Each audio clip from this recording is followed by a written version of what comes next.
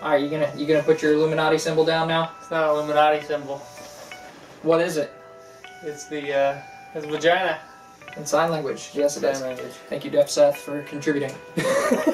I'm Zach. And I'm Jake. We are the Dirt Road Men. Here for our weekend send-off, reviewing Romeo and Julieta Cigars. I had to look, I forgot.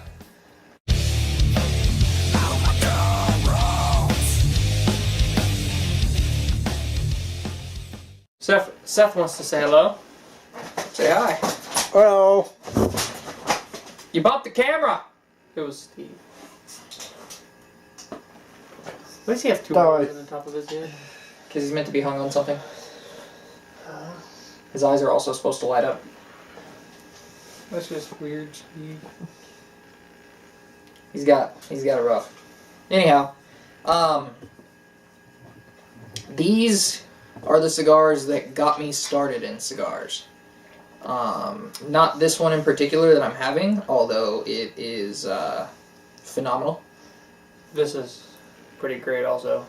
Yeah, I have the handcrafted by AJ Fernandez. Mine is the, I don't know if this is part of the name, it says Medallas de Oro 1875 Reserve. Was this cigar made in 1875? No, that's when the company started, actually. Oh.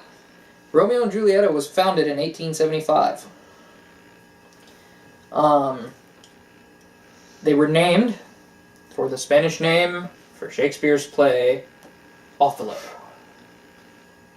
Just kidding. Romeo and Juliet. It's actually Julieta, because they pronounce their J's funny. Romeo and Julieta, yes. It's probably also Romeo. Romeo. But whatever. Awful Romeo. Where are you sitting? Where are you sitting right now? Right here? Mm-hmm. In the chair? Okay. Go a little more macro. At a desk. More macro. Oh, haha, in the U.S. There you go. Man. Sorry, it takes us a minute sometimes.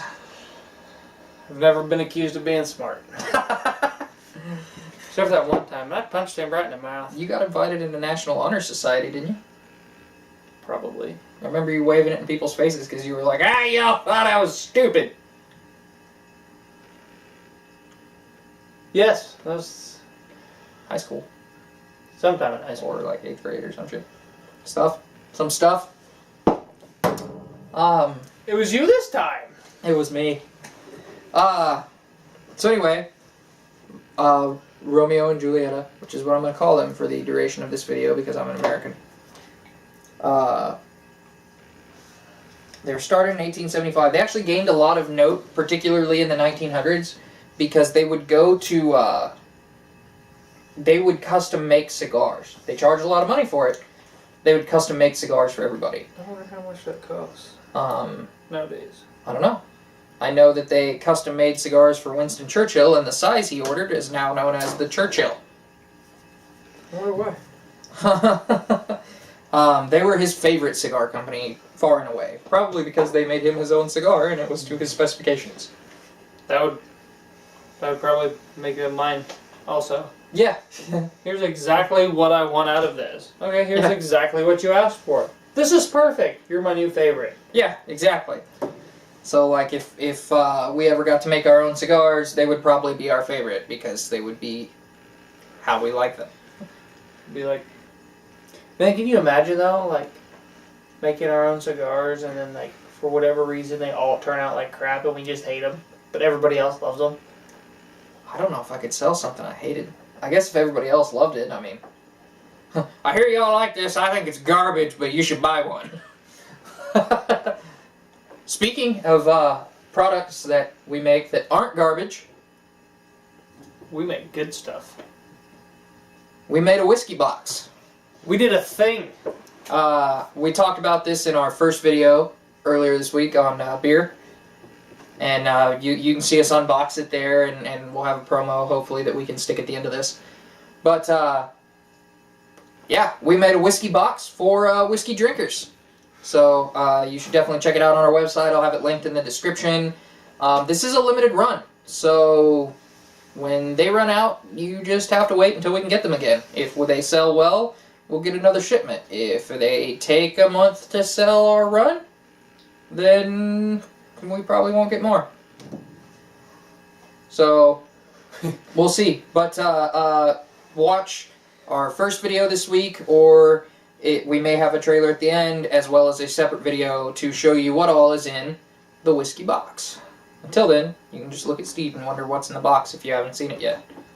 Also means you're not keeping up with our videos. Maybe watch them. What's in the box? Crunchberries, damn!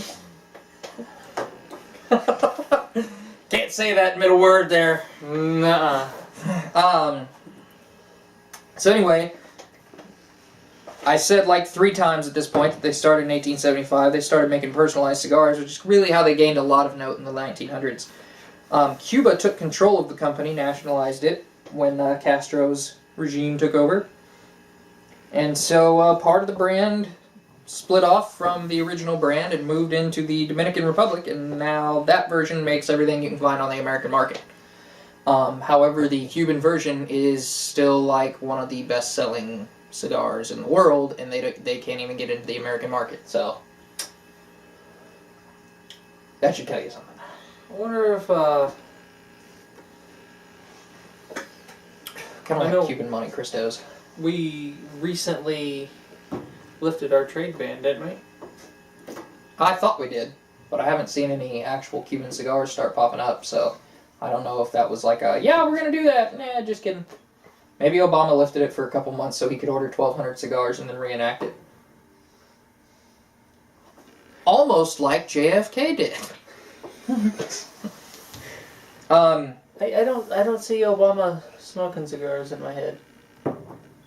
Really? Does he? I'm going to let that joke sit, but I had a joke and I think y'all would have liked it. So anyway,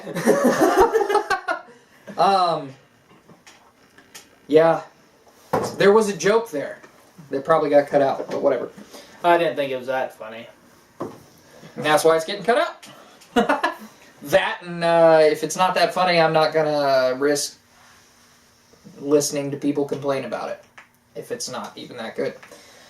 But anyway, this version that I have is, like I said, handcrafted by A.J. Fernandez, and it is a Nicaraguan cigar. I know this because it says Nicaraguan right on the label. It's a perfect 10 for me. So, I definitely think if you get the chance, you should try Romeo and Julieta Cigars or Romeo Y Julieta. How about you? I don't What do know you think of what you yours? just said. Yours is their flagship. The 1875 Reserve, that's their flagship cigar. It's great. I see why it's their flagship cigar. Good. Yeah. I think I know what I've been doing. It'll start to go out, and then I'll, instead of just, go ahead and hit it with a flame, I'll try to puff it back, and then it's only really burning on one side. So. Yep. Yeah, if you don't smoke it well, it can cause it to canoe. Now, some of them just don't burn well, even if you're smoking them right. Well, I don't know how I'm smoking cigars wrong, but... If you're letting them go out, you're smoking them wrong. I don't normally let them go out. It's just... I'm just saying. If you have it almost go out and then you do that, then that means it's on you. It's not on how the cigar is made. Mm-hmm. So. Well, I was driving home yesterday. Last night. Anyway. And... my cigar was... What'd you say? I said story time. Tell your story. I thought you said we're running low on time. Anyway, I was driving home, and then, I just lit my cigar. It was going pretty good. And then I go to ash it, because it looked like on one side I had ash like this big. And then the other side I had ash like that. And I'm like, what the...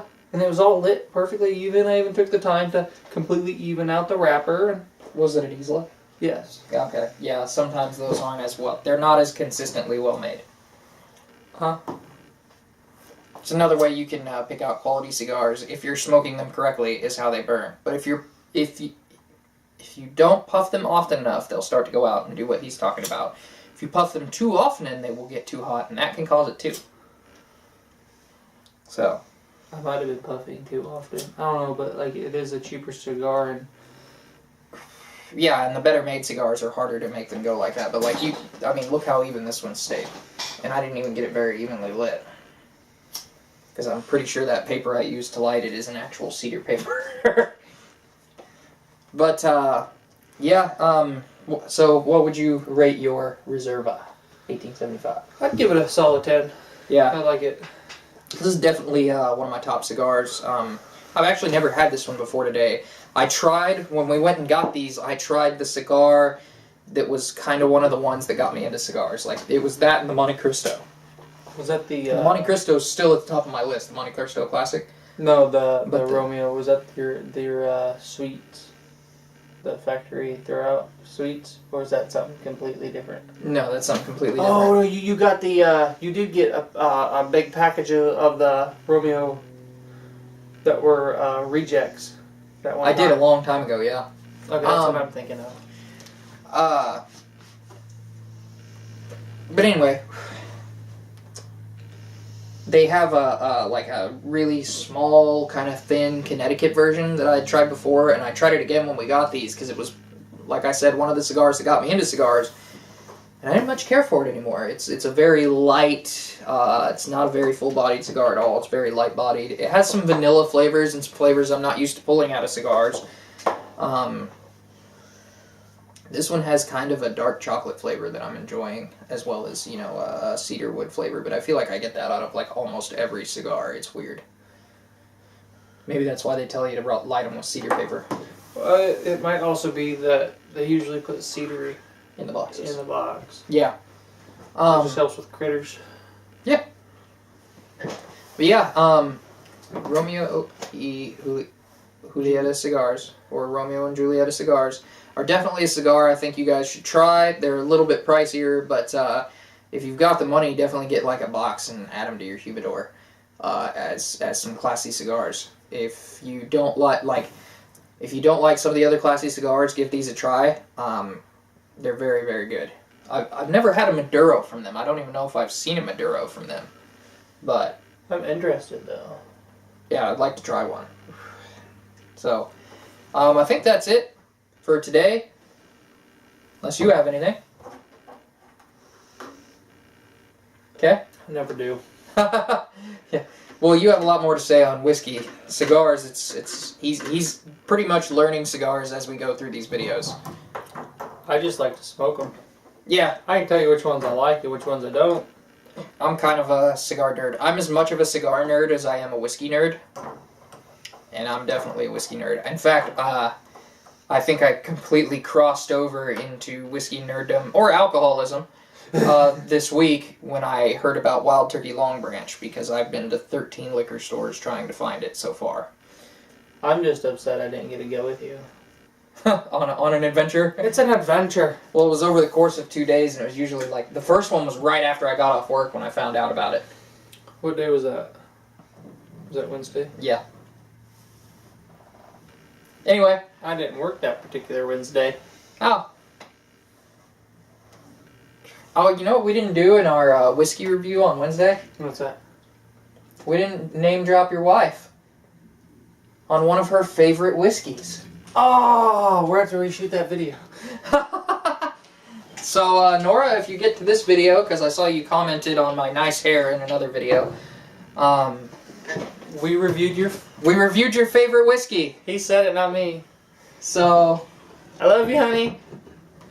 I said it based on what he told me, so.